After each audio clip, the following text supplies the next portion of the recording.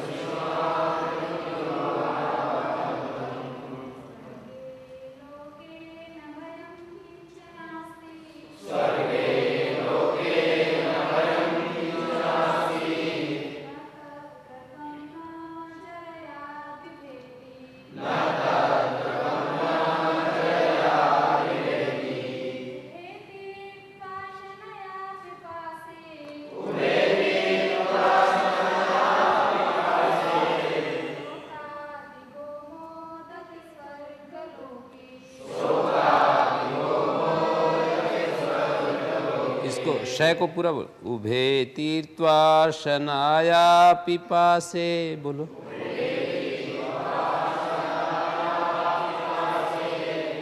शोक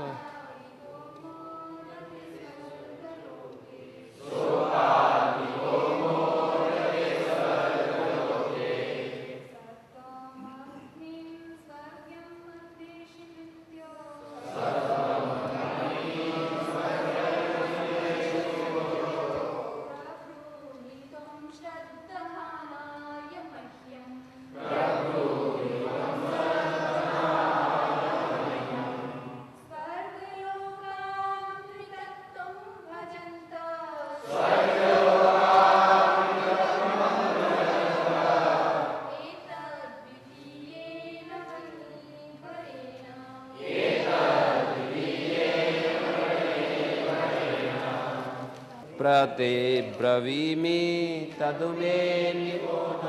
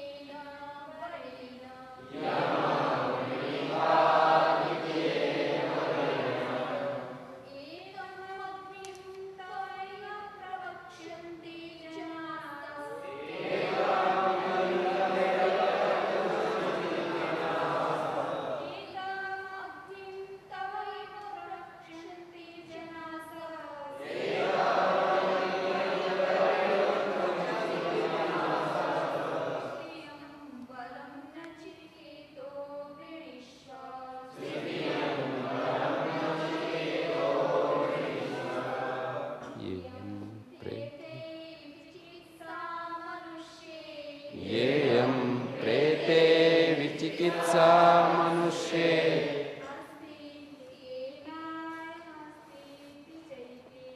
अस्ति ते केनायमस्तीति चैके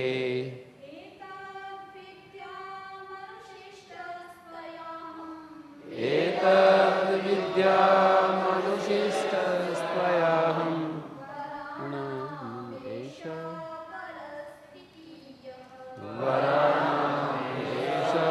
वरस्तृतीय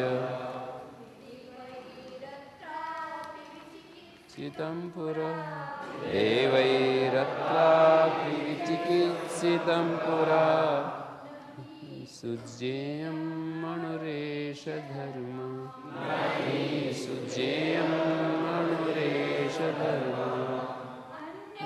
वरं नचिकेतो वृणीष्व वरं नचिकेतो वृणीष्व मामोपरोत्सीरतिमाश्रिजैनम्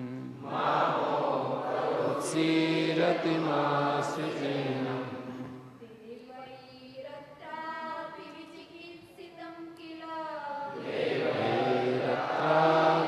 चिकित्सितं तं च मृत्यो न सुविज्जि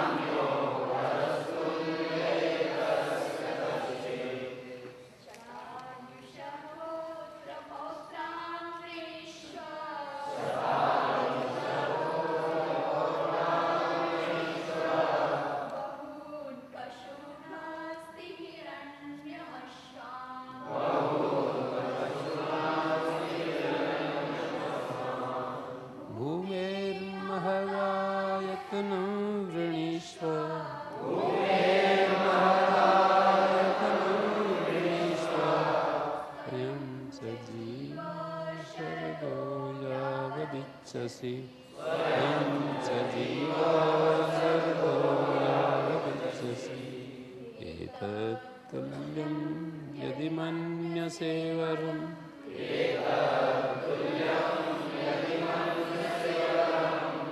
वृणीष्व वित्तं चिरजीविकां च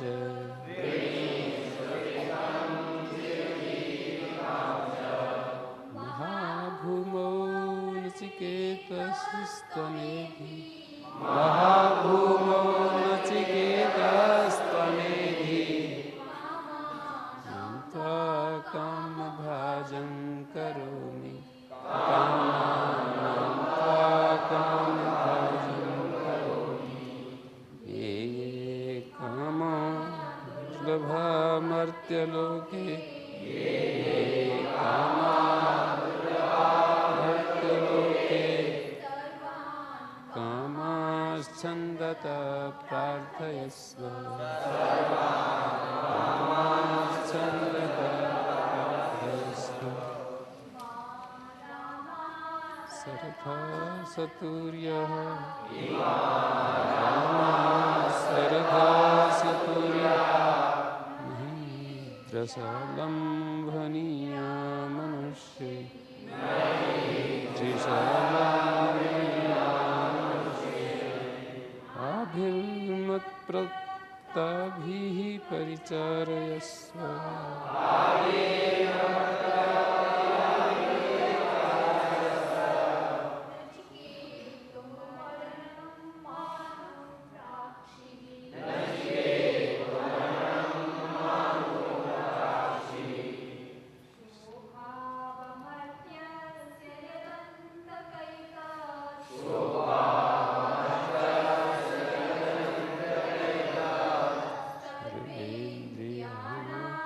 जयन्ति तेजः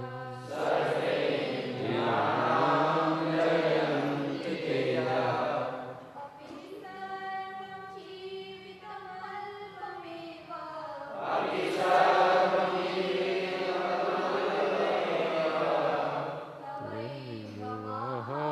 स्तव नृत्यगीते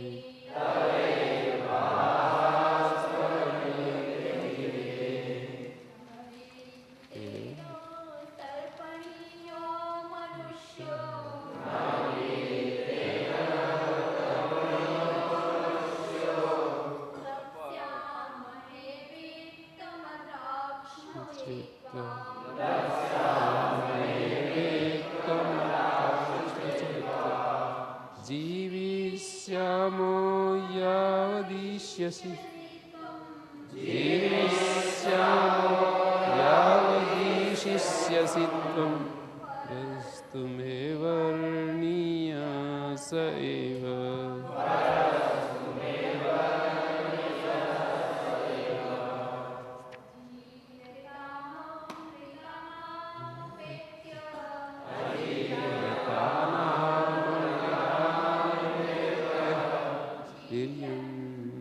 मर्त्याक्वधस्थ प्रजानन्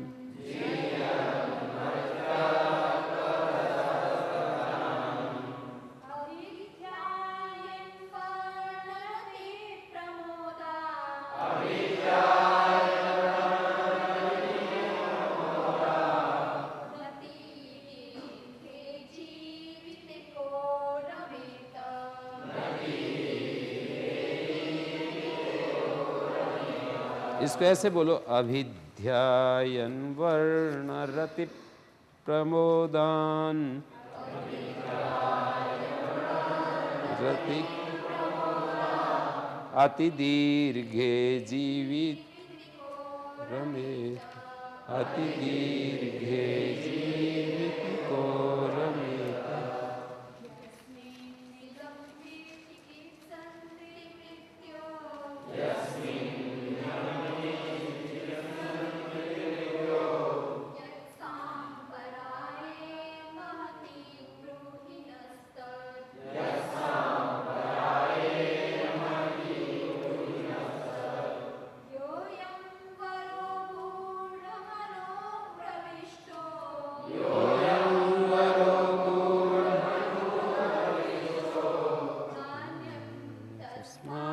नचिकेता वृणीते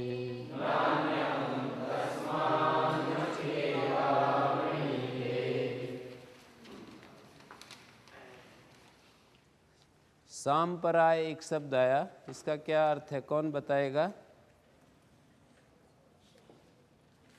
हाँ क्या? हाँ, सांपराय का अर्थ होता है परलोक। हे मृत्यो यस्मिन् इदं विचिकित्सन्ति, जिस विषय में इस प्रकार का कि मरने के बाद कुछ रहता है या नहीं रहता संदेह करते हैं। यत् सांपराये महति, जो कि महान परलोक के विषय में है, उसे मुझे बताओ। ब्रूहि नस्तत्, उसको मुझे बताओ। योयम वरो गूढ़म अनुप्रविष्टा, जो ये वर रहस्य में छुपा हुआ है, जो ये वर गहनता में प्रविष्ट है, उससे भिन्न नचिकेता और कोई वर नहीं मांगता। तो अगले द्वितीय वल्ली में नचिकेता ने जो वर मांगा उसकी व्याख्या, उसके बारे में कथन प्रारंभ होता है कि अन्यत् श्रेय अन्यदुतैव प्रेय, दो रास्ते हैं, एक श्रेय अन्यत् श्रेय। यहाँ पर अन्यत् श्रेय संधि हो रही है,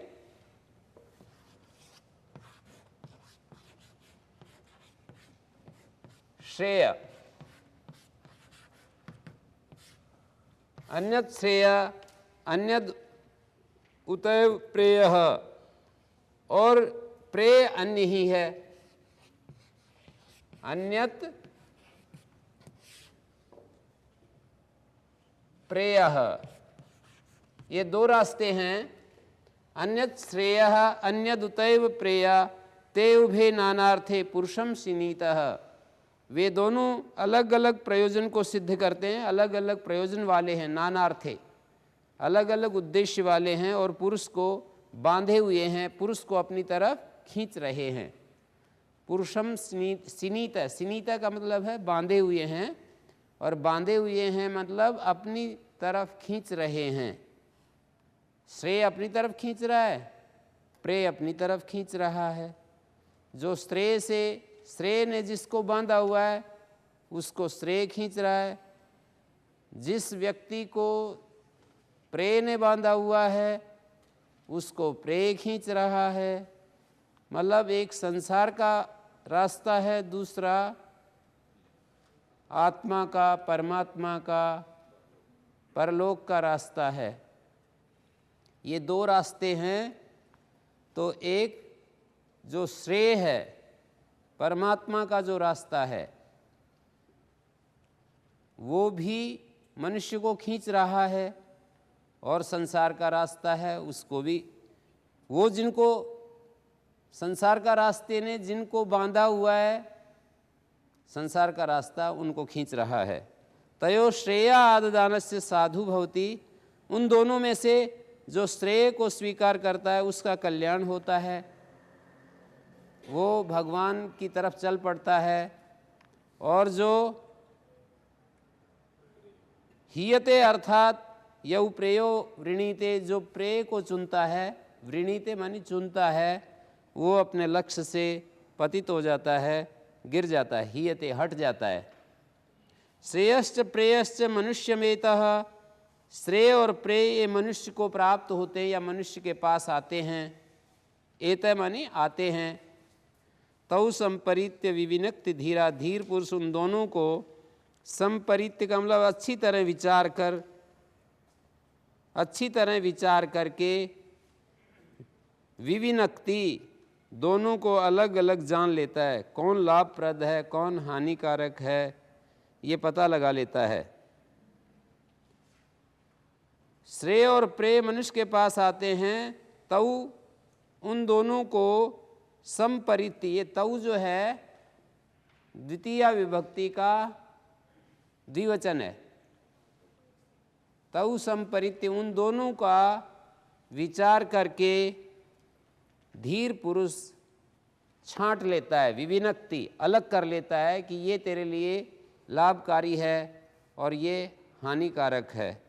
विविनक्ति शब्द का अर्थ है दोनों को अलग अलग करके जान लेता है या पृथक कर लेता है, छांट लेता है। श्रेयो ही धीरो अभिप्रेयसो वृणीते, धीर पुरुष जो होता है वो श्रेय का, प्रेय की अपेक्षा श्रेय का वर्ण करता है।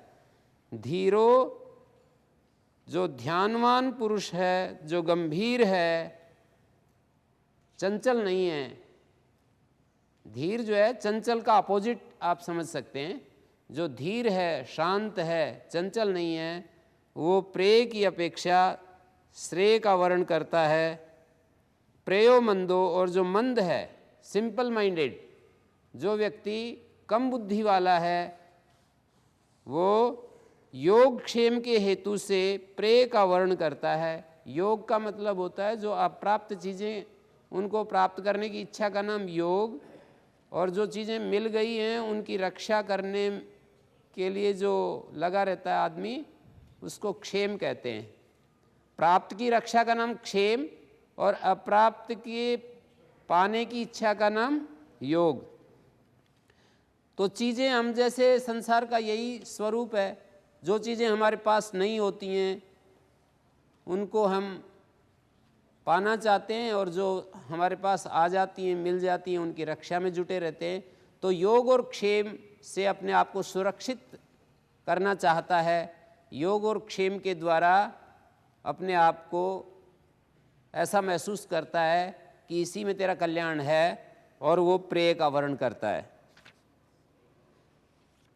आगे यमाचार्य यमराज जो है नचिकेता को कहते हैं, सत्वं प्रियान प्रिय रूपाश्च कामान अविध्यायन नचिकेतोत्यस्राक्षी। प्रियान प्रिय रूपाश्च कामान अभिध्यायन नचिकेतोत्यस्राक्षी। नैतां श्रृंकां वित्तमयीम अवाप्तो।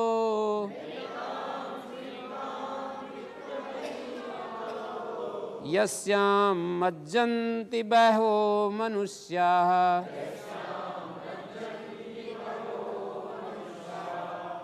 हे नचिकेता, मेरे द्वारा बहुत सारी चीज़ें तुम्हारे सामने प्रस्तुत किए जाने पर प्रलोभन तुम्हें दिए जाने पर वह तू प्रियान प्रिय रूपांश्च कामान, प्रिय चीज़ों को, प्रिय रूपों को, प्रिय पुत्र आदि को, प्रिय रूप वाली अप्सरा आदि को और कामान अनेक इच्छाओं को अभिध्यायन विचार करते हुए अत्यस्त्राक्षी छोड़ दिया। अत्यस्त्राक्षी का मतलब है छोड़ दिया, लुंग लकार का प्रयोग है, मध्यम पुरुष एक वचन।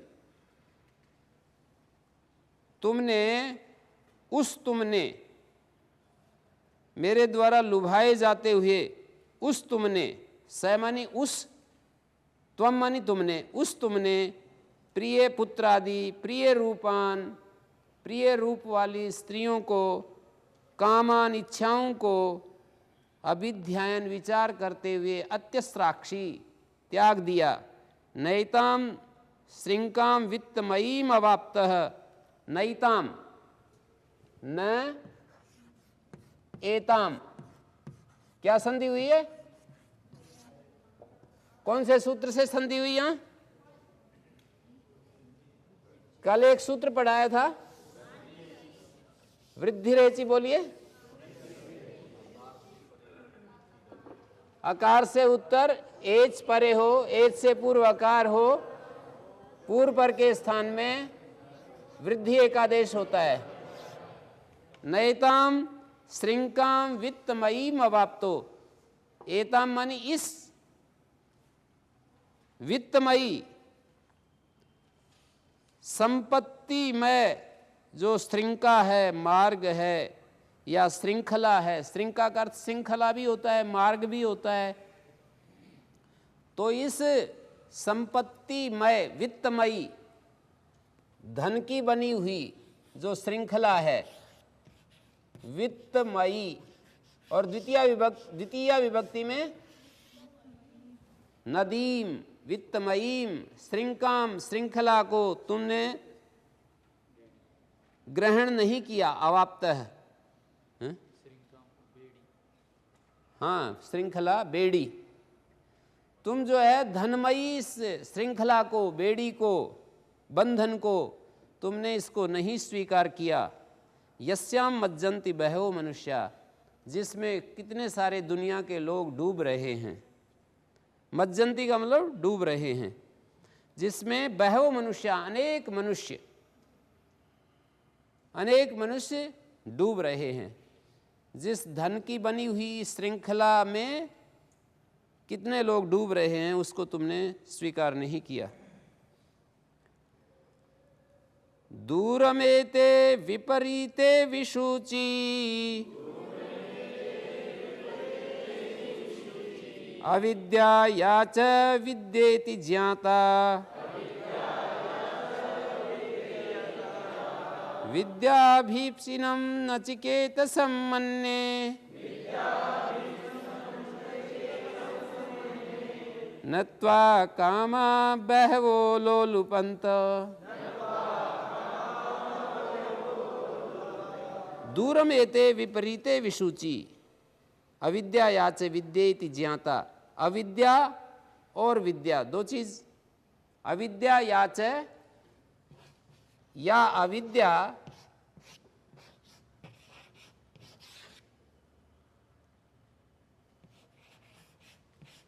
या अविद्या याच विद्या, यहां एक या का हम अध्याय कर लेंगे। मंत्र में जैसे अविद्या याच विद्या इति,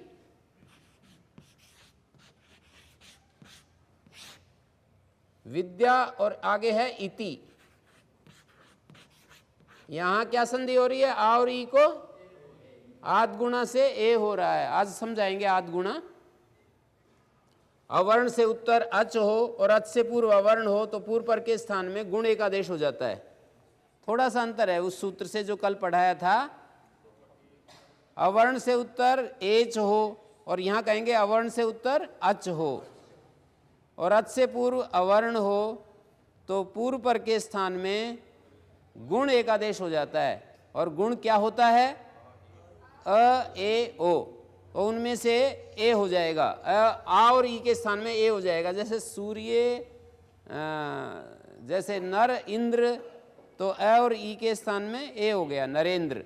तो इसी तरह से विद्येति ज्ञाता, जो अविद्या है और जो विद्या है इस रूप में जानी गई है, अविद्या और विद्या के रूप में जो समझी गई है, ये दोनों अविद्या के रूप में तो प्रे और विद्या के रूप में श्रेय। श्रेय और प्रेय की चर्चा हुई, तो अविद्या को कहा है इन्होंने प्रेय। अविद्या मानी प्रेय और विद्या मानी श्रेय। तो ये कह रहे हैं अविद्या और जो विद्या के रूप में जाने गए हैं ये दोनों श्रेय और प्रेय, दूरम एते विपरीते, ये दोनों अत्यधिक विपरीत और भिन्न भिन्न फल वाले हैं। विसूची का मतलब अलग अलग फल वाले हैं, भिन्न भिन्न फल वाले हैं। विद्याभीप्सिनम नचिकेतसम मन्ये, मैं नचिकेता को विद्या का इच्छुक मानता हूँ, क्योंकि नत्वा कामा, तुम नचिकेता को बहुत सारी कामनाओं ने मिलकर के भी, एक एक नहीं, बहुत सारी कामनाओं के ढेर ने भी तुम्हें लुभाया नहीं। इन कामनाओं ने तुझको मानी नचिकेता को प्रलोभित नहीं किया, लुभाया नहीं। कामनाएं जिसको नहीं लुभाती हैं वही विद्या का अभिप्सु होता है। जिसको कामनाएं लुभा लेती हैं, इच्छाएं जिसको लुभा लेती हैं, वो विद्या का अभिप्सु नहीं माना जाता, वो श्रेय का इच्छुक नहीं माना जाता, वो प्रेय मार्ग पर चलने वाला कहा जाता है। तो ये इसमें संदेश दिया गया कि जो विद्या का अभिप्सु है उसको अपनी कामनाओं के ऊपर ध्यान देना चाहिए।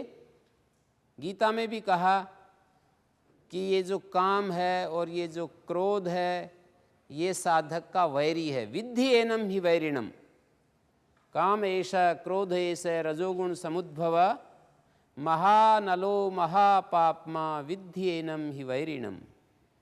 ये जो कामना है ये महा आग है, महानल महापापमा ये महापाप है। विद्धि एनम ही वैरिणम, इसको तू अपना वैरी समझ। श्री कृष्ण जी कहते हैं साधक को, अर्जुन तो सभी साधकों का प्रतीक बना हुआ है, जैसे नचिकेता सभी साधकों का प्रतीक बना हुआ है, ऐसे ही गीता में अर्जुन सभी साधकों का प्रतीक बना हुआ है।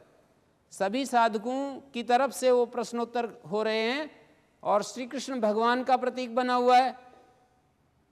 श्री कृष्ण के उत्तर जो हैं वो भगवान की तरफ से उत्तर समझने चाहिए, और अर्जुन के जो प्रश्न हैं वो जिज्ञासु या साधक की तरफ से वे प्रश्न समझने चाहिए।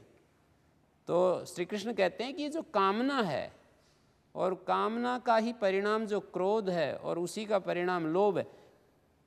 एक दिन मैंने कहा था कि ये कामना ही हमारे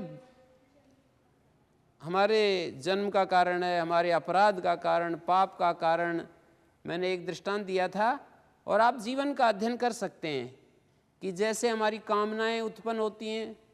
हम दूध में पानी क्यों मिलाते हैं जब दूध बेचते हैं? तो कामना के कारण कि इससे हमारे को ज़्यादा पैसा मिलेगा। हम कोई माल सप्लाई करते हैं, घी फैक्ट्री से लाते हैं, फिर उसको खोलते हैं और उसमें ऊपर से दूसरा घी मिलाते हैं। किस लिए? कामना के कारण। हम सीमेंट फैक्ट्री से अच्छी सीमेंट लाते हैं और फिर उसको एक दूसरी जगह उसका पैकेजिंग बदलते हैं, उसमें मिट्टी मिलाते हैं। किस लिए? कामना के कारण। एक इंजीनियर पुल बनाता है और वो जितना उसमें सामान लगाना चाहिए उतना नहीं लगाता। किस लिए? कामना के कारण। एक डॉक्टर बहुत बुद्धिमान है और वो बच्चों को पकड़कर उसकी किडनी निकाल रहा है, बच्चों की किडनी निकाल करके बेचता है। किस लिए? कामना के कारण। जहाँ भी आप देखोगे कोई व्यक्ति जो है, कोई व्यक्ति समाज में दुराचार करता है, किन्हीं बहनों की इज्जत लूटता है, किस लिए वो अपराध करता है? कामना के कारण। तो ये सब कामना के कारण सारा जो है हमारे इस संसार में, ये सब जो कुछ हो रहा है कामना के कारण, इसको समझना है। कामना के नेचर को समझना है, कामना की प्रकृति को समझना है, कामना हमसे क्या क्या करवाती है। कामना यदि पूरी ना हो तो गुस्सा आता है, कामना पूरी हो जाए तो लालच बढ़ जाती है, और की मांग बढ़ जाती है। कामना कभी भी अंतिम नहीं होती है, कोई भी कामना कभी भी अंतिम नहीं होती है। किसी व्यक्ति ने एक बार यदि गलत काम कर लिया और उसका टेस्ट आ गया, उसको रस आ गया, तो ये मत समझना कि वो अंतिम है, अब आगे समाप्त हो गया। Only for once and for ever. एक बार यदि उस रास्ते पर चल पड़ा तो वो रास्ता खुल जाता है। फिर तो कोई बहादुर, कोई वीर आदमी होता है जो अपने आप को संभाल सकता है। कोई बहादुर आदमी होता है जो एक बार जिसने अपना कदम बढ़ा दिया कामना के रास्ते पर और फिर वापस लौट आता है। ऐसे बहादुर भी होते हैं, ऐसी बात नहीं। परम वीर कहूंगा ऐसे लोगों को जो कामना के रास्ते पर चलकर और वापस आ जाते हैं, और इतना सुख होता है ऐसे लोगों को। मैंने अपने जीवन में बहुत नज़दीक से जीवन का अध्ययन किया है। उन लोगों को भी मैंने देखा जो कामना के रास्ते पर आगे बढ़ते चले जा रहे हैं और बढ़ते गए, और वे सब कुछ उनका नष्ट हो गया। आगे कहते हैं, अविद्यायाम अंतरे वर्तमानाः स्वयं धीराः पंडितं मन्यमानाः दंद्रम्यमाणाः पर्यन्ति मूढाः अंधेनेव नीयमाना यथांधा।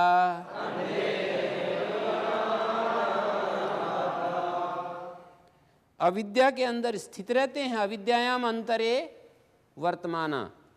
अंतरे शब्द का अर्थ होगा अंदर। अविद्या के बीच में, अविद्या के अंदर रह रहे हैं, अज्ञान में या भोग विलास में, प्रेय मार्ग में, जो भी कहो। अविद्या का मतलब प्रेय मार्ग में, अविद्या का मतलब अज्ञान में, अविद्या का मतलब भोगों में वर्तमान है। स्वयं धीरा पंडितम मन्यमाना। अपने को धीर मानते हैं, अपने को बहुत बुद्धिमान मानते हैं, और जो दूसरे रास्ते पर चलते हैं, विद्या के रास्ते पर चलते हैं, तो उसको पागल कहते ही दुनिया। स्वयं धीरा, वे अपने को धीर मानते हैं और पंडित मानते हैं, समझदार मानते हैं, और दूसरों को पागल कहते हैं। दंद्रम्यमाणा, भटकते रहते हैं ऐसे मूढ़ लोग। दंद्रम्यमाणा, भटकते हुए। ये मन्यमाना, दंद्रम्यमाणा, ये शानच का प्रयोग है।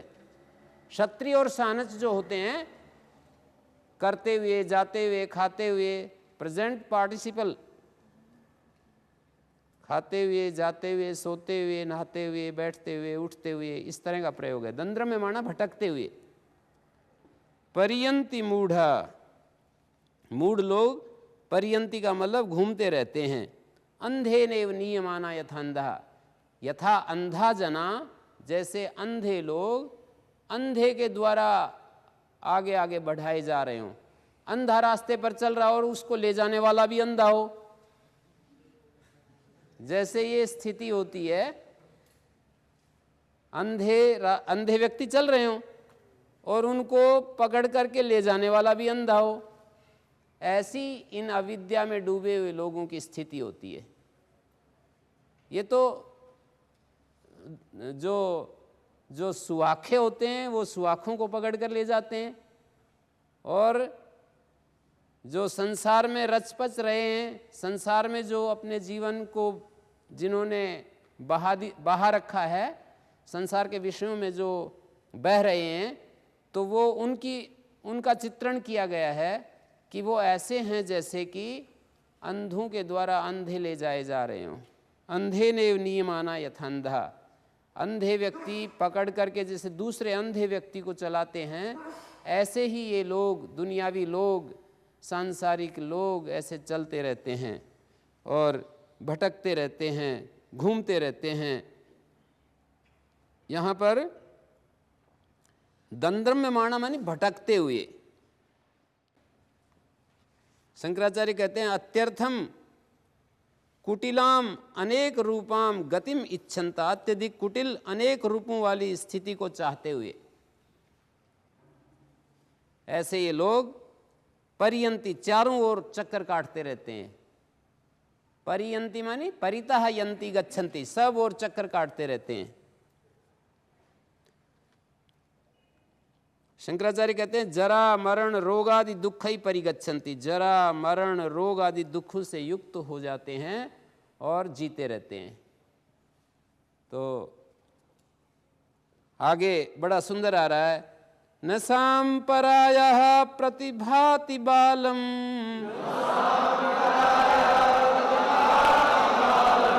प्रमाद्यन्तं वित्त मोहेन मूढ़म अयं लोको नास्ति परा इति मानी पुनः पुनर्वशमापद्यते में न सांपराया प्रतिभाति बालम। जो बाल बुद्धि होते हैं, जो अपक्वमति होते हैं, जैसे मैंने उदाहरण दिया था कि बच्चे जो है टॉफ़ी खाते हैं और वो उनको समझाया जाए तो उनके समझ में ही नहीं आती कि ये चीज़ तुम्हारे लिए अच्छी नहीं। एक बार उनको किसी तरह से टेस्ट लग गया, बस फिर उनको समझाने से समझ में नहीं आती कि ये चीज़ अच्छी नहीं है। तो ये स्थिति संसार के भोगों की भी यही स्थिति है। संसार के भोग भी तो टॉफ़ी की तरह ही लगते हैं। शराबी को जैसे शराब अच्छी लगती है और कितना भी समझाएं, जैसे वो उसके दोष और उसके जो कष्ट हैं उनको देख नहीं पाता, कष्टों में गुजरते हुए भी कष्टों को नहीं देख पाता है। एक प्रज्ञाचक्षु हैं स्वामी शरणानंद जी महाराज, उनका एक बड़ा स्वर्णाक्षरों में लिखने लायक एक वाक्य है उनका। वो कहते हैं कि राग की इतनी बड़ी महिमा है, इतनी बड़ी महिमा है कि सदोष चीज़ों का भी त्याग नहीं होने देता। राग की इतनी बड़ी महिमा है कि सदोष चीज़ों का भी त्याग नहीं होने देता। ये राग की महिमा है। और द्वेष की इतनी बड़ी महिमा है कि निर्दोष चीज से प्यार नहीं होने देता। राग की इतनी बड़ी महिमा कि सदोष चीजों का त्याग नहीं होने देता, और द्वेष की इतनी बड़ी महिमा कि कितनी भी निर्दोष चीज हो उससे प्यार नहीं होने देता। सत्य, धर्म, परमेश्वर, आत्मा, ये सब निर्दोष चीज़ें हैं। ज्ञान, पवित्रता निर्दोष चीज़ें हैं। पर हमारा मन जो है उसमें दुख अनुभव करता है। द्वेष का मतलब दुख दर्शन। सत्य में दुख दर्शन का नाम ही तो द्वेष है। दुख में दुख दर्शन तो द्वेष थोड़ी होगा। यदि कोई दुखदायक चीज़ है और उसको हमने दुखदायक समझ लिया, इसका नाम द्वेष नहीं है। जो अच्छी चीज़ें हैं और उनमें दुख दिखाई दे, जैसे तपश्चर्या, जैसे नियम पालन, अनुशासन, मर्यादा, अपने मन पर, अपनी इंद्रियों पर काबू रखना, ये सारी सत्य चीज़ें हैं, पर इनमें दुख दिखाई दे। विद्या के रास्ते पर चलना सुखदायक है, लेकिन उसमें दुख दिखाई दे तो यही तो द्वेष है। और अविद्या के रास्ते में चलना दुख है। अविद्या के रास्ते पर, भोग के रास्ते पर, स्वच्छंदता के मार्ग पर चलना, अपनी इंद्रियों को छूट दे देना, ये है तो दुख, पर आदमी को सुख दिखाई देता है, इसी का नाम राग है। सत्य में यदि प्रीति है तो उसको राग थोड़ी कहेंगे।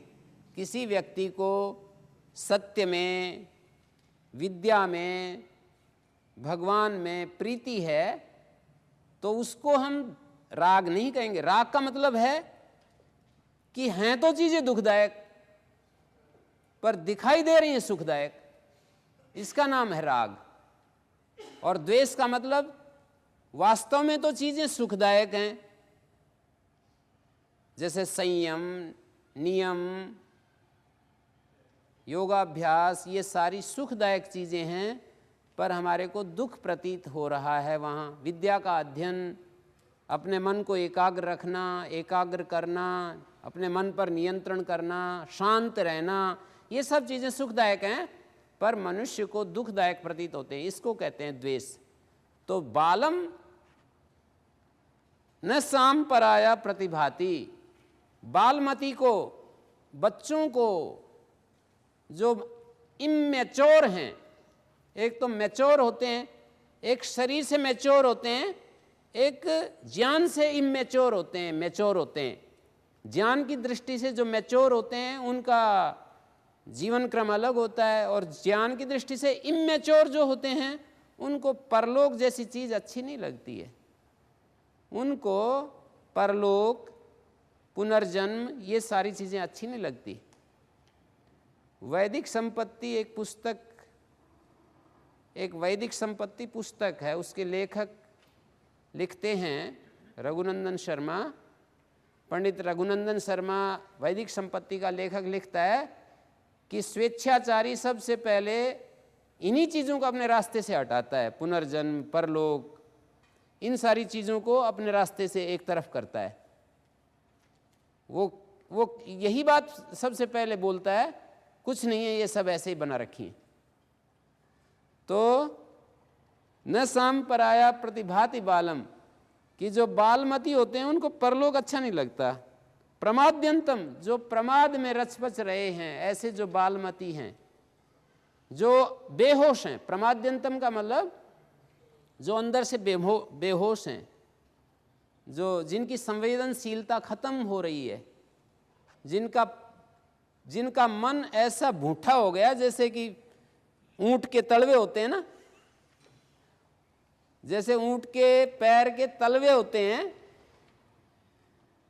ऐसे जिनका मन जो है इतना भूठा हो गया कि उसके ऊपर असर ही नहीं होता चीजों का। जिसका मन संवेदनशील होता है, विद्वान की परिभाषा व्यास देव जी महाराज योग दर्शन के भाष्यकार हुए हैं, योग सूत्रों के भाष्यकार, पतंजलि के जो योग सूत्र हैं उनके व्याख्याकार हुए हैं, भाष्यकार हुए हैं व्यास देव जी। वो कहते हैं विद्वान किसको कहना चाहिए, विद्वान कौन होता है, ऐसे पूछा, उनसे पूछा कि विद्वान कौन होता है, तो उन्होंने बताया अक्षिपात्र कल्पो ही विद्वान, श्रवणायापि बहुभिर्यो न लभ्य, शृण्वन्तोऽपि बहवो यं न विद्युः, आश्चर्यो वक्ता कुशलोश्च लब्धा, आश्चर्यो ज्ञाता कुशलानुशिष्टः।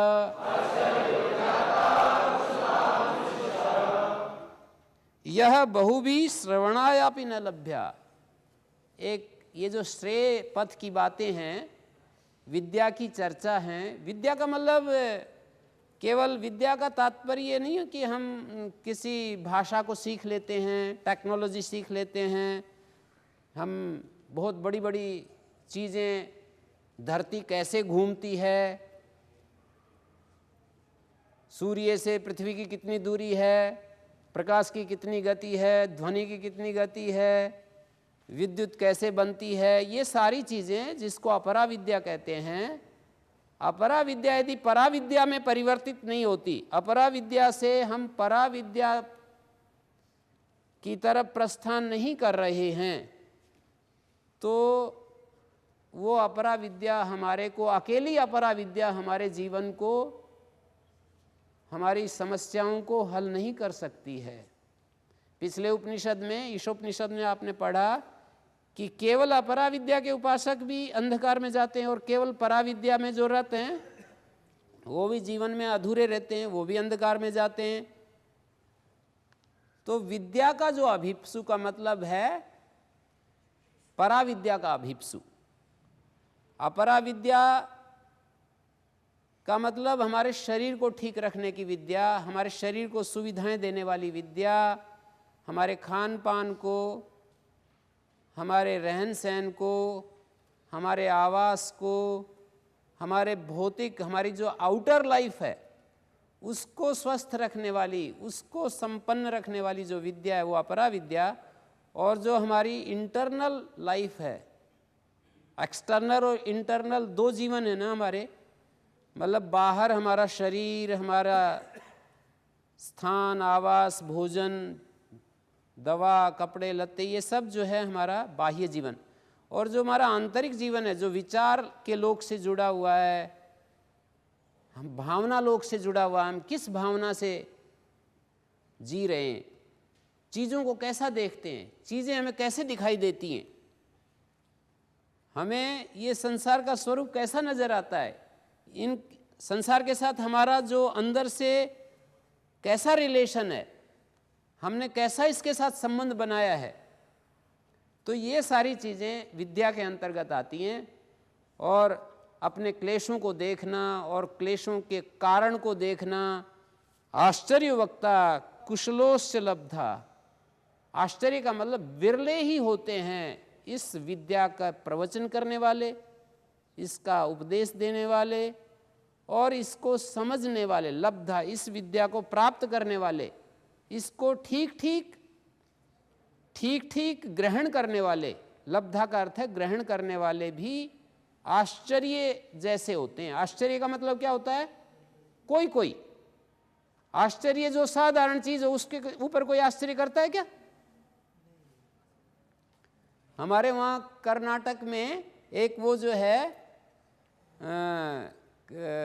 एक आर गणेश हैं, तो कभी उनको बुलाएंगे, जैसे 8 व्यक्ति प्रश्न करेंगे उनसे, वो बैठ जाते हैं, 4 आदमी इधर 4 आदमी इधर, 8 आदमी एक एक विषय का कोई प्रश्न पूछेंगे उसको। कोई गणित का प्रश्न पूछ रहा है, कोई विज्ञान का प्रश्न पूछ रहा है, कोई प्राचीन शास्त्रों का प्रश्न कर रहा है, कोई उपनिषद का, कोई वेद का, किसी विषय में एक एक, और एक पूछता रहता है। बीच में कोई एक आदमी और बिठा देते हैं उसके मन को डिस्टर्ब करने के लिए कि आपके ये इस पर क्या आ गया है, इसके ऊपर कपड़े के ऊपर क्या आ गया है, ये उसके मन को डाइवर्ट करने के लिए।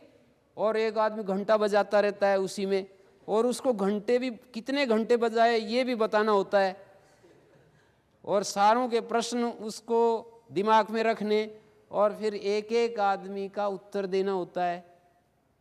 ऐसे मतलब, और कोई एक श्लोक, कोई एक ऐसा भी होता है, कोई एक पंक्ति बोल देगा कि इस श्लोक को पूरा करो, और कहेगा कि यही पंक्ति आखिरी में आनी चाहिए और उसका भाव आना चाहिए। ऐसे मतलब, तो उसको क्या कहोगे आप? आश्चर्य ना। और एक रस्सी मान लीजिए यहाँ से और वहाँ उस दूसरे पर्वत के बीच में बांध देते हैं और उस रस्सी के ऊपर क्रॉस करते हुए चलते हैं, लटकते हुए बहुत दूर तक, तो आप क्या कहोगे? बड़ा आश्चर्य है तो। और ओलंपिक में जैसे वो करते हैं, वो जिम्नास्टिक करते हैं, तो आश्चर्य लगता है ना। तो इनसे भी ज़्यादा आश्चर्य का काम ये बता रहे हैं कि भाई आश्चर्यवक्ता कुशलोस्य लब्धा, इसका तो जो ज्ञाता है, प्रवचन करता है, वो भी कोई होता है, और इस विद्या को जिसने सीख लिया वो भी कोई होता है। आश्चर्य ज्ञाता, इसको जानने वाला कुशलानुशिष्ट, किसी कुशल व्यक्ति के द्वारा प्रबोधित, अनुशिष्ट मानी प्रबोधित, कुशलानुशिष्ट, कुशल अनुशिष्ट।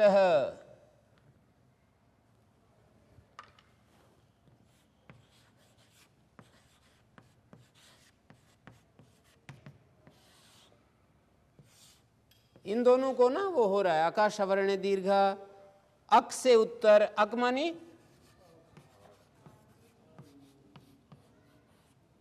अक का मतलब 5 वर्ण, अक से उत्तर, उत्तर समझते हैं ना, अक से उत्तर अच हो, सवर्ण अच हो, तो पूर्व और पर दोनों के स्थान में दीर्घ एकादेश हो जाता है, तो कुशला बन गया ना, कुशलानुशिष्ट। कुशल कौन होता है? कुशल वो होता है, संसार में तो कुशल वो होता है जिसके पास अच्छा मकान हो, अच्छी जमीन जायदाद हो, अच्छे नौकरी पेशा ठीक मिल गया हो, बच्चे वेल सेटल्ड हों, तो उसको कुशल माना जाता है। पर यहाँ कुशल उसको मानते हैं जिसने अपने क्लेशों को क्षीण कर दिया हो, जिसने अपने क्लेश खत्म कर दिए हों, जो ज्ञान की मूर्ति बन गई। मूर्ति, ज्ञान जो है, ज्ञान का मूर्तिमान विग्रह बन गया, जो कुशलानुशिष्ट है, कुशल व्यक्ति के द्वारा प्रबोधित कोई इस विद्या का वास्तव में ज्ञान रख पाता है। आश्चर्य ज्ञाता कुशलानुशिष्ट है, कुशल व्यक्ति के द्वारा उपदेश किया गया जो ज्ञाता है वो आश्चर्य स्वरूप होता है, दुर्लभ होता है, ऐसे कहा। आगे पढ़िए, न नरेणावरेण प्रोक्त एष सुविज्ञेयो बहुधा चिन्त्यमानः अनन्य प्रोक्ते गतिरत्र नास्ति अणीयान्ह्यतर्क्यम् अणुप्रमाणात्।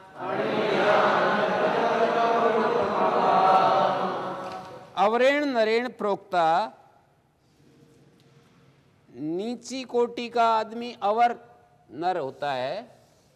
अवरेण नरेण, अवरेण जो है ये एडजेक्टिव है, इसका विशेषण है नरेण का। अवरेण नरेण,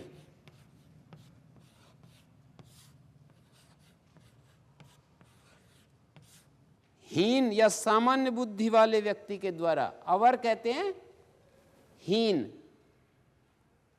वर कहते हैं श्रेष्ठ, अवर का मतलब हीन। अवरेण नरेण, हीन बुद्धि वाले, कम बुद्धि वाले, मंद बुद्धि वाले किसी मनुष्य के द्वारा इस विद्या का जब हम उपदेश देते हैं तो ये समझ में नहीं आती, ऐसे कह रहे हैं। हीन बुद्धि वाले के द्वारा अवरेण नरेण प्रोक्तः एषः, ये जो ज्ञान, ये जो धर्म है, बहुधा चिंत्यमाना न सुविज्ञेय, बहुत प्रकार से चिंतन किया जाता हुआ भी नहीं समझ में आता है ये रास्ता, ये मार्ग। पुल्लिंग में कह रहे हैं मार्ग समझ लीजिए, इस मार्ग का अनेक बार चिंतन किया जाता हुआ भी, या ये आत्मा समझ लीजिए, बहुधा चिंत्यमाना अयम आत्मा, ये जो आत्मा है, ये आत्मा न सुविज्ञेय, जानने में नहीं आता। अवर नर, सामान्य आदमी इसके बारे में कुछ कहेगा और सुनने वाला बहुत इस पर विचार करेगा तो भी ये आत्मा समझ में नहीं आता, ऐसे कहा। अवरेण नरेण प्रोक्तः, प्रवचन किया गया ये आत्मा, बहुधा चिंत्यमाना, और बहुत उसके ऊपर चिंतन किया गया तो भी न सुविज्ञेय, पहले वाला जो न है वो सुविज्ञेय के साथ जुड़ जाएगा, ये समझ में नहीं आता ये आत्मा। अनन्य प्रोक्ते गतिरत्र नास्ति, दूसरे के द्वारा समझाए बिना इस आत्मा को जानने में, इसको पहचानने में, इस मार्ग पर चलने में कोई गति नहीं है। अनन्य प्रोक्ते गतिरत्र नास्ति, इस रास्ते में बिना दूसरे के समझाए आदमी कैसे आगे बढ़ सकता है। भौतिक विद्या भी हमें दूसरे की सहायता लेनी पड़ती है, तो ये तो सबसे सूक्ष्म विद्या है। इसमें तो बिना किसी के बताए, बिना गुरु के ये विद्या कैसे हमें प्राप्त हो। समझे इसका अर्थ? जैसे सामान्य विद्याएं भी, जैसे आप संस्कृत सीखना चाहते हैं तो हमें आपको बताना पड़ता है, एक एक चीज़ सिखानी पड़ती है, तब आपको समझ में आती है। जैसे सांसारिक विद्याएं दूसरे हमें स्कूलों में, कॉलेजों में हमारे को पढ़ने के लिए मिलती हैं, तो पहले वाले जैसे इंजीनियर्स थे, हम भी इंजीनियर बन जाते हैं, डॉक्टर बन जाते हैं, आर्किटेक्ट्स उस विद्या को सीख लेते हैं, कोई भाषाविद होते हैं, साहित्यकार होते हैं, वे जैसे उस भाषा को सीख लेते हैं। जैसे वहाँ भौतिक विद्याओं के क्षेत्र में जैसे ये होता है कि दूसरे सिखाते हैं, सीखने वाले सीखते हैं, ऐसे ही ये जो आत्मविद्या है, आत्मविद्या भी बिना दूसरे के सिखाए नहीं आती। अनन्य प्रोक्ते गतिरत्र नास्ति, यहाँ गति नहीं है। अणियान, ये इतनी सूक्ष्म विद्या है। अतर्क्यम, कि ये तर्क में आती नहीं है। बुद्धि में जो तर्कना शक्ति है उसके द्वारा ये पकड़ में नहीं आती है। अणु प्रमाणात, ये तो बिल्कुल बहुत ही ज्यादा अणु के आकार से भी अणु है। ये अणु प्रमाणात अणियान, ऐसे लगेगा, अणु से भी अणु है ये विद्या, सूक्ष्म से भी सूक्ष्म है ये विद्या। देखो, स्थूल चीज को दिखाने के लिए आपकी आंखें पर्याप्त हैं, पर ये जो सेल होते हैं ना, एक सुई के ऊपर 600 सेल आ जाते हैं, उसको आप आंखों से देख लोगे क्या? सुई की नोक के ऊपर 600 आ जाते हैं, उसके लिए माइक्रोस्कोप का प्रयोग करना पड़ेगा, सूक्ष्म दर्शक यंत्र का प्रयोग करना पड़ेगा, जो चीज को बड़ा करके दिखा दे। तो जैसे स्थूल चीज को देखने के लिए आंखें ही पर्याप्त हैं, पर किसी एटम को दिखाने के लिए या सेल को दिखाने के लिए आपको सूक्ष्मदर्शी यंत्रों का प्रयोग करना पड़ता है। ऐसे जितनी कोई स्थूल चीज होगी उसके लिए कम बुद्धि की जरूरत है उसको देखने के लिए, और सूक्ष्म चीज जितनी जितनी सूक्ष्म होती जाएगी उसको देखने के लिए बुद्धि की सूक्ष्मता चाहिए। उपनिषद में, इसी उपनिषद में शायद आएगा या किसी दूसरे में, दृश्यते तु अग्र्या बुद्ध्या सूक्ष्म या सूक्ष्मदर्शी भी। सूक्ष्मदर्शी लोग सूक्ष्म बुद्धि के द्वारा, अग्र्या बुद्धि जो है उसके द्वारा इस आत्मा को देखते हैं। तो बुद्धि की सूक्ष्मता चाहिए, इसमें अत्यंत सूक्ष्मता चाहिए, स्थिरता भी चाहिए, दो चीजें चाहिए। जैसे एक तो बुद्धि की तीक्ष्णता, और एक बुद्धि तीक्ष्ण तो है पर चंचल बहुत है, उससे काम नहीं बढ़ेगा। सूक्ष्म भी चाहिए, स्थिर भी चाहिए, तब ये आत्मविद्या का बोध होगा। अणियान, अणु प्रमाणात अणियान, ये जो बुद्धि है ये अणु से भी अणु है। ये जो आत्मविद्या है अणु से भी अणु है। और फिर एक शब्द डाला है यहां पर, अतर्क्यम। ह्यतर्क्यम है,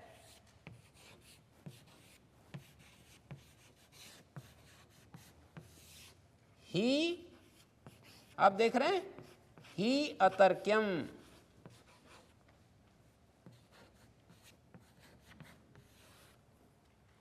इको एणची, ई के स्थान में अच के परे रहते यह हो जाता है, ई के स्थान में अच के परे रहते यह हो जाता है। यतर्क्यम, तर्क का विषय नहीं है ये।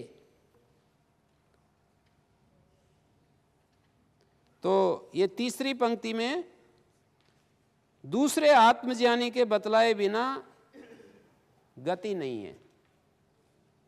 वो जो एक शब्द सुना होगा आपने, गुरु बिन गति नहीं, तो दूसरे आत्मज्ञानी के बिना अनन्य प्रोक्ते गतिरत्र नास्ति। आत्मज्ञानी के बिना, पर दूसरा आत्मज्ञानी हो, जैसे संस्कृत जानने वाला ही तो दूसरे को संस्कृत पढ़ाएगा। मैं संस्कृत जानता हूं, आपको पढ़ने की इच्छा है, मैं पढ़ा सकता हूं। मतलब दो चीजें तो होनी चाहिए। दो शक्तियां जब मिलती हैं तो वो महान और दुरूह कार्य सिद्ध हो जाता है। दो शक्तियां जब मिलती हैं तो महान, दुरूह और कठिन कार्य सिद्ध हो जाता है, जो हमारे प्रयास का विषय बना हुआ है। आपकी तरफ से अभिप्सा और उस अभिप्सा का उत्तर देने वाला कोई गुरु, जब ये दो शक्तियां मिलती हैं तो महान और कठिन और दुरूह कार्य भी सिद्ध हो जाता है। एक तो अभिप्सु होना चाहिए, इच्छुक होना चाहिए, और एक उस रास्ते को बताने वाला कोई गुरु होना चाहिए। दो शक्तियां। केवल गुरु भी कुछ नहीं कर सकता। केवल आपको अभिप्सा है संस्कृत पढ़ने की, पर आपको पढ़ाने वाला नहीं मिल रहा है तो भी नहीं होगा। पढ़ाने वाला तो है पर कोई शिष्य नहीं है, तो फिर किसको पढ़ाएगा? तो आपकी तरफ से तो तीव्र इच्छा हो और हम जैसे पढ़ाने के लिए तैयार हों तो फिर आप पढ़ सकते हैं।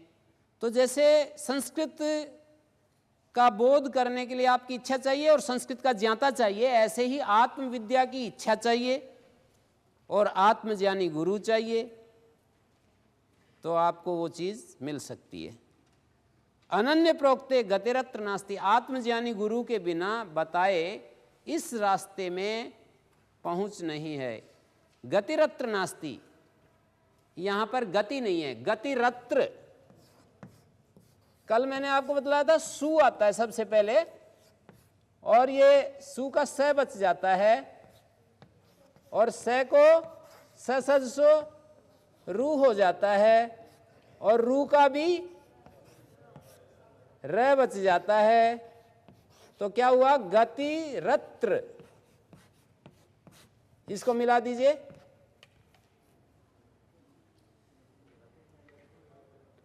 इसको मिला दीजिए, गतिरत्र ऐसे बोलेंगे। अनन्य प्रोक्ते गतिरत्र नास्ति, न अस्ति नास्ति। ये सूक्ष्म विद्या है, तर्क का विषय नहीं है। मानी तर्क के द्वारा इस विद्या को कोई तर्कीला व्यक्ति जो है इसको समझ ले, ऐसा नहीं है। बुद्धि का तर्क प्रयोग करके इसको जान जाए, शब्दों में जान सकता है जितना वो शब्दों का सामर्थ्य है उस हिसाब से तर्क के द्वारा, पर इसका प्रत्यक्ष अनुभव नहीं कर सकता तर्क के द्वारा तर्कशील व्यक्ति। आगे कहा,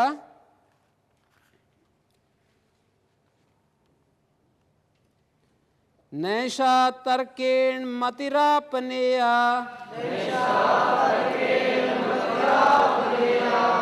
प्रोक्तान्येनेव सुज्ञानाय प्रेष्ठ यां त्वमापा सत्यधृतिर्बतासि त्वादृङ् नो भूया नचिकेतः पृष्टा।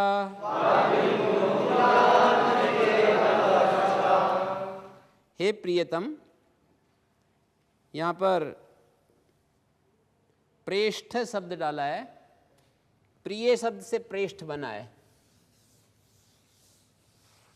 जैसे श्रेष्ठ बनता है ऐसे प्रेष्ठ बन गया प्रिय शब्द से।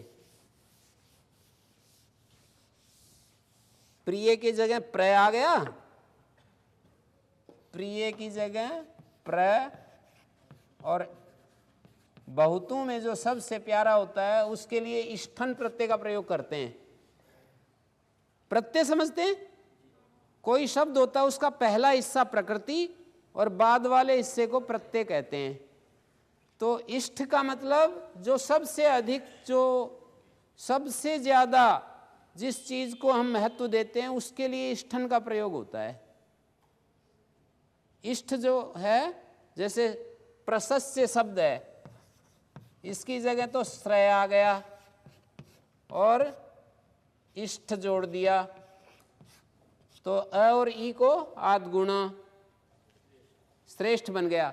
सबसे ज्यादा जो प्रशस्त है उसको श्रेष्ठ कहते हैं, सबसे ज्यादा प्रिय है उसको प्रेष्ठ कहते हैं। तो हे सबसे प्रिय प्रियतम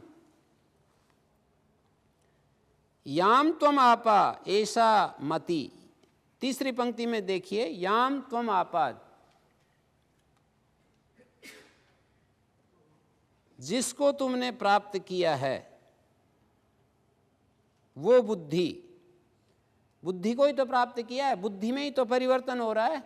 आप लोगों की बुद्धि ही तो बदल रही है। पहले यहाँ से आने से पहले देखो बुद्धि अपनी, अभी जैसे रोज ये सत्संग चल रहा है तो आपकी बुद्धि का ही तो परिवर्तन हो रहा है। हमारी बुद्धि जो है ना, सांख्य शास्त्र के अनुसार हमारी बुद्धि 8 रूपों वाली होती है, धर्म, अधर्म, ज्ञान, अज्ञान, वैराग्य, अवैराग्य, ऐश्वर्य, अनैश्वर्य, ये 8 रूपों वाली बुद्धि होती है। धर्म, ज्ञान, वैराग्य,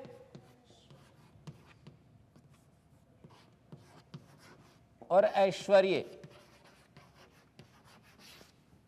और 4 रूप ये तो विशेष होते हैं। 4 रूप बुद्धि के उत्कृष्ट होते हैं और 4 रूप बुद्धि के निकृष्ट होते हैं।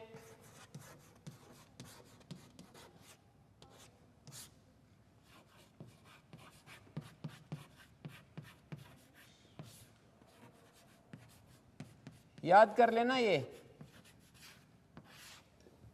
बुद्धि के ये 8 रूप होते हैं। 4 तो उत्कृष्ट होते हैं, 4 निकृष्ट होते हैं, पर ये रूप भी होते हैं बुद्धि के ही।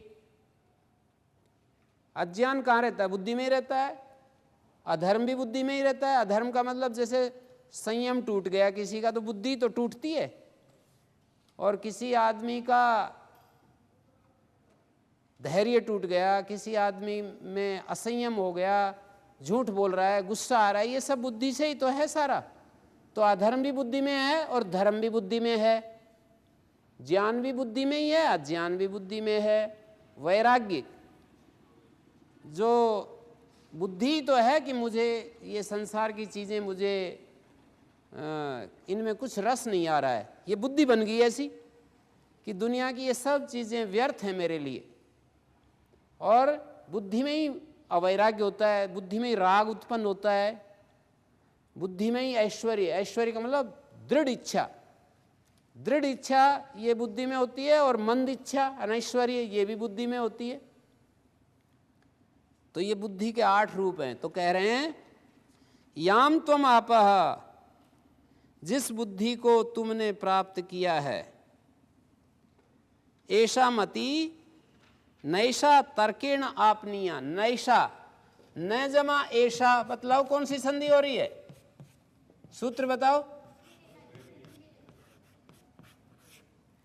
वृद्धि रेची, कल सूत्र पढ़ाया था ना, अवर्ण से उत्तर एच हो,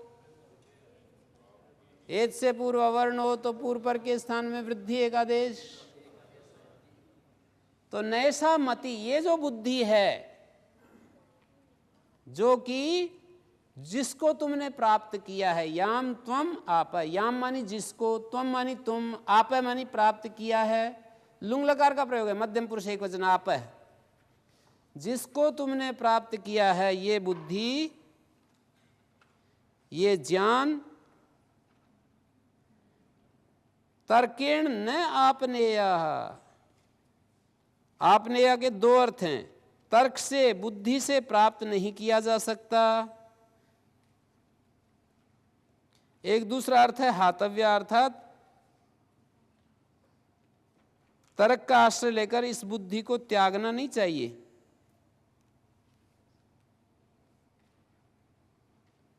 नापनेतव्या, ये जो बुद्धि है इसको तर्क के द्वारा हटाना नहीं चाहिए। इस ज्ञान को, इस बुद्धि को, इस मति को तर्क का सहारा लेकर के इसको हटाना नहीं चाहिए, या इसको तर्क के द्वारा प्राप्त नहीं किया जा सकता। यहाँ पर 2 अर्थ किए हैं आपने या के। ये बुद्धि जो है, जो तुमने प्राप्त की है तर्क के बल पर, तर्क तो कैंची की तरह काम करता है, तर्क के बल पर इसको काटना नहीं, इसको हटाना नहीं। जो बुद्धि तुमने प्राप्त की है, जो ज्ञान तुमने प्राप्त किया है, तर्क के द्वारा इसको हटाना नहीं। प्रोक्ता अन्येन एव सुज्ञानाय, अन्येन एव प्रोक्ता सुज्ञानाय। अन्य का मतलब है किसी ज्ञानी आचार्य के द्वारा बतलाई जाने पर ही अच्छी तरह से ज्ञान योग्य होती है। सुज्ञानाय प्रोक्ता अन्येन एव सुज्ञानाय भवति। किसी ज्ञानी आचार्य के द्वारा प्रोक्ता, प्रोक्ता का मतलब प्रवचन की गई ये जो बुद्धि है, जो बताई गई जो बुद्धि है, बताया गया जो ज्ञान है, वो उत्तम ज्ञान को देने वाला होता है। सत्य धृति बतासी, तुम जो है, तुम सत्य के विषय में धैर्यवान हो, सत्य धृति, तुम सत्य धृति हो। नचिकेता को कह रहा है यमाचार्य, तुम सत्य धृति हो। त्वांद्रिंग नो भूयात नचिकेता प्रष्टा, हे नचिकेता मुझे तुम जैसा प्रष्टा नहीं मिला, तुम जैसा प्रश्न करता नहीं मिला आज तक। इसके दो अर्थ हो जाएंगे इसके भी। त्वाद्रिक नो भूयात, तुम्हारे जैसे पूछने वाला शिष्य हमारा अन्य भी होवे, न मानी हमारा और भी मुझे मिले, ऐसा मैं चाहता हूं। त्वाद्रिक नो भूयात, तुम्हारे जैसा पूछने वाला जिज्ञासु शिष्य हमें और भी मिले। या नो का जब नहीं अर्थ होगा तो क्या मतलब होगा? अधिक जिज्ञासु तुम्हारे जैसे, तुमसे ज्यादा पूछने वाला और कोई नहीं। इतना सुंदर, इतना ज्यादा जो पूछा है और कोई नहीं है। इसका मतलब यह है, जब यूं कहेंगे तुम्हारे जैसा शिष्य और भी मिले, इसका मतलब गुरु भी शिष्य की खोज में रहता है, हैं? कि तुम्हारे जैसा शिष्य और भी मुझे मिले।